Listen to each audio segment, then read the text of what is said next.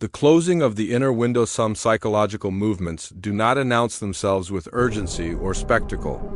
They arrive without warning, assemble quietly within the psyche, and withdraw the same way, leaving behind no clear marker that something decisive has occurred. These movements do not obey calendars or external events, yet they often align themselves around symbolic moments in time, not because the date holds power, but because consciousness needs a reference point to register completion. What is sensed around such moments is not anticipation but finality, a feeling that something has finished speaking. January 13th does not operate as a deadline imposed from outside, nor as a future event toward which one must rush. It functions instead as a psychological closing window, the moment when an internal configuration completes its assembly and releases itself from repetition. The psyche does not linger once its work is done. It does not remain available for negotiation, explanation, or reassurance. When a particular insight, tension, or realization has served its compensatory purpose, it dissolves without ceremony. This is why certain recognitions feel available only once. They do not repeat themselves on demand. They cannot be summoned again in the same form. They arrive when consciousness is structurally capable of receiving them, and once that structure has shifted, the conditions that allowed the message to appear no longer exist. What finds you in such a moment does not pursue you later, not as punishment, not as withdrawal, but as confirmation that its task is complete. This is why the experience carries a subtle unease. There is no drama to mark the ending. Nothing collapses. Nothing explodes. There is simply the sense that something which once pressed gently but persistently against awareness has stopped doing so. The mind searches for it reflexively, not because it is needed, but because repetition has trained expectation. When the signal no longer appears, the absence is felt as a hollow space, even though nothing has been taken away. This is not loss. It is cessation.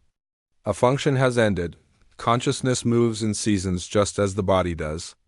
Certain perceptions belong to narrow phases of readiness. They require a precise alignment between awareness, emotional tolerance, and psychic openness. When that alignment exists, insights surface naturally, often repeatedly, until they have reorganized perception enough to no longer be required. Once the season passes, the psyche reconfigures itself and stops asking the same questions. Not because answers were found in language, but because the structure that generated the questions no longer exists.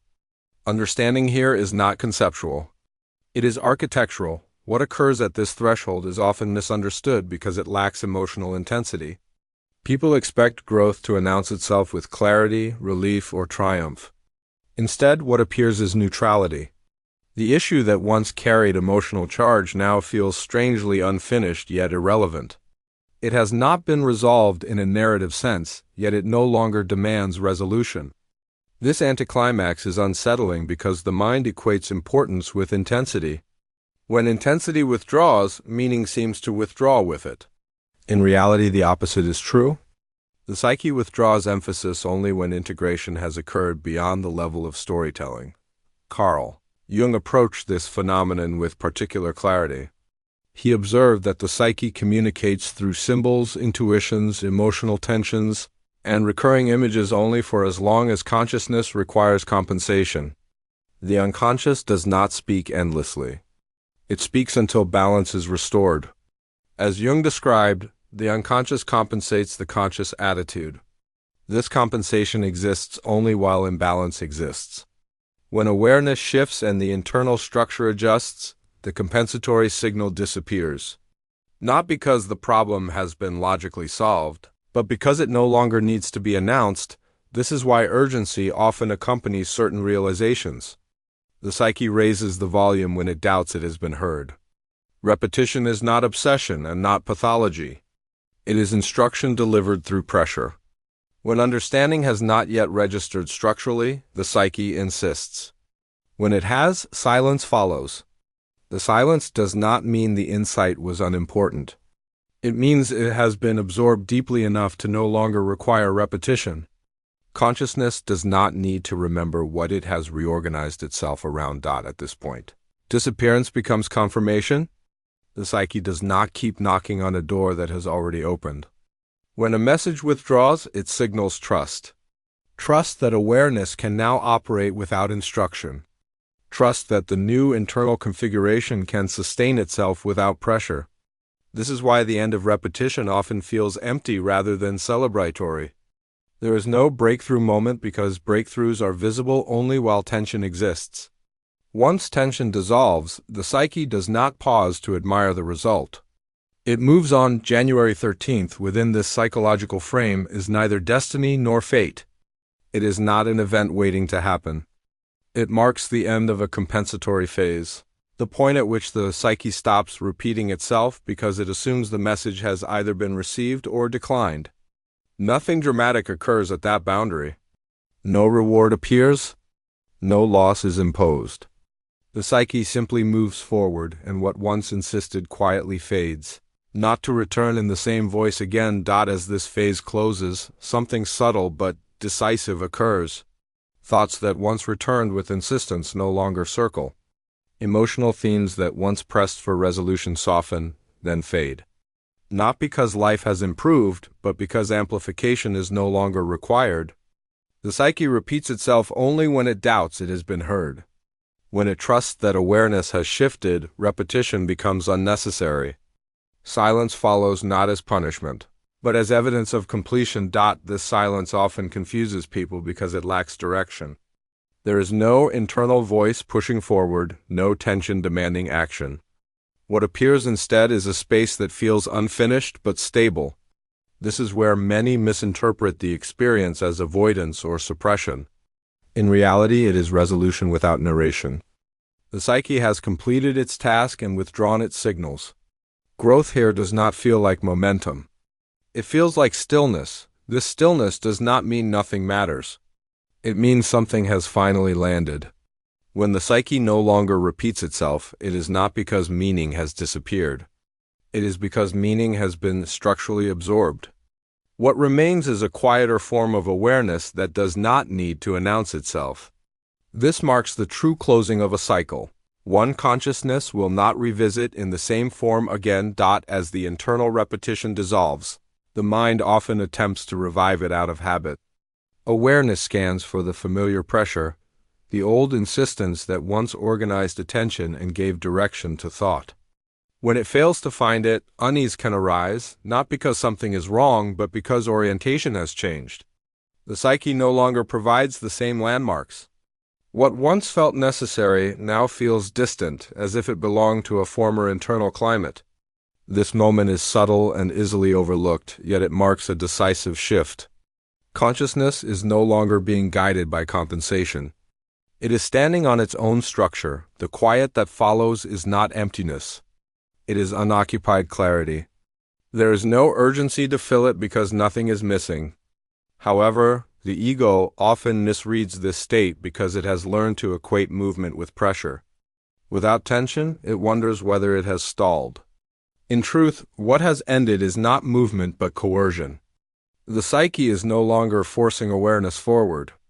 It no longer needs to interrupt consciousness with symbolic insistence. The instruction phase is complete. This is why the moment carries a sense of never again, not as loss, but as closure. Once an internal message has reorganized perception, it cannot be experienced in the same way again. You may remember it intellectually, but you cannot return to the psychological position that required it. The psyche does not reverse its own development. It does not reassemble outdated tensions just to reassure the conscious mind. Once the internal configuration has shifted, the previous mode of perception becomes inaccessible. What replaces it is not immediately visible. The psyche does not rush to fill the space it clears. Silence is preferred over false continuity. This pause is protective. It prevents premature identification with new narratives before stability has fully formed. During this phase, consciousness feels suspended, not moving forward, not falling backward. This suspension is not stagnation.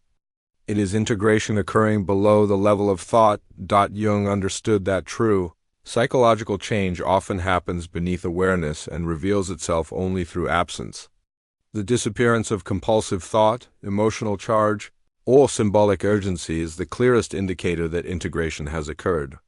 When something no longer needs to announce itself, it has become part of the structure rather than an object of attention. This is why the psyche withdraws its voice. It trusts the new configuration enough to stop instructing it. As January 13th passes within this inner framework, the date itself loses significance.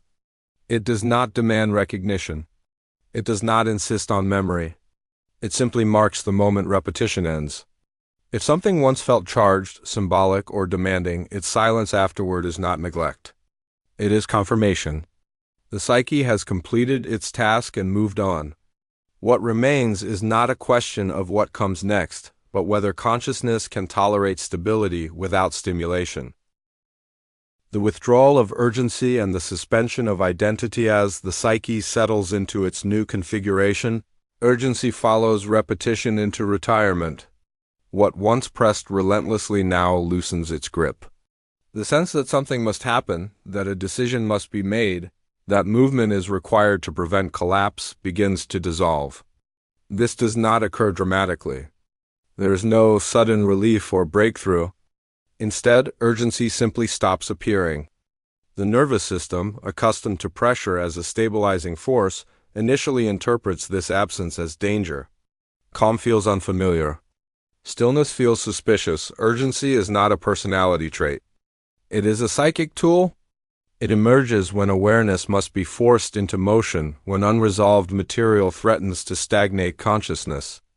Anxiety, pressure, and the feeling of time running out are not signs of failure. They are mechanisms of organization during imbalance. They keep attention engaged and prevent avoidance. But once internal order forms, the same pressure becomes disruptive. It no longer organizes experience. It distorts it. When urgency withdraws, confusion often arises. Calm is mistaken for loss of ambition. Slowness is misread as stagnation. The ego, having relied on pressure for coherence, struggles to orient itself without it. Yet what has occurred is not collapse but structural stability. The psyche no longer requires fear to remain intact. It is no longer being chased by unresolved demands. Action becomes optional rather than compulsory. Decisions no longer carry the tremor of existential consequence. This shift produces selectivity rather than passivity. Energy moves toward what is necessary rather than what is urgent. Movement occurs without panic. Thought no longer races to justify action. This is not the death of drive. It is the end of coercion. Jung recognized that psychic pressure compensates imbalance, not meaning. When balance returns, compensation withdraws. What remains is a quieter form of motion guided by readiness instead of alarm. As urgency dissolves, identity begins to loosen. Without pressure demanding explanation, the self no longer insists on being defined. The internal impulse to narrate who you are weakens. Justifications, labels, and self-descriptions lose their emotional charge. Old identities sound exaggerated as if they belong to a role once played convincingly but no longer inhabited. This can feel disorienting because identity once provided orientation through tension. Psychologically, this sequence is natural. Identity structures dissolve before new ones appear. The psyche clears space before rebuilding. Silence is preferred over false continuity. Where once the self spoke reflexively, there is now a pause. This pause is often misread as emptiness, but it is neutrality. Jung understood the persona as a functional interface, not a permanent self. When it no longer serves adaptation, it collapses quietly. There is no inner conflict here, no dramatic breakdown. The persona simply loses conviction. Validation becomes irrelevant, not because confidence has increased, but because the need for confirmation has expired. This is where the sense of finality emerges again. Once identity stops requiring reinforcement, it cannot be revived in the same way. You may remember who you were, but you cannot convincingly perform it. The psyche has moved past the need to announce itself.